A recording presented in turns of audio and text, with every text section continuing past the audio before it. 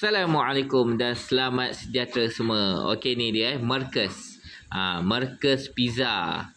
Bila kita tengok kat sini adalah dalam dia, jom kita tengok pizza Wagyu. Ni korang boleh lihat pizza Wagyu daripada Marcus nampak tu. Dia punya tengah tu dia ada apa ni, warna putih warna merah-merah ni.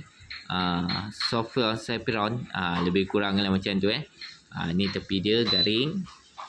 Korang boleh lihat sendiri yang ini kalau daripada Marcus ni harga dia RM80.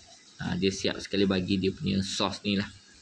Yang ini adalah saiz regular. Bagi saya sangat berbaloi lah apa-apa pun korang boleh cuba. Nanti saya akan tunjuk lah dalam dia macam mana. Ni dia, korang boleh lihat dulu. Nampak tu dia punya ni.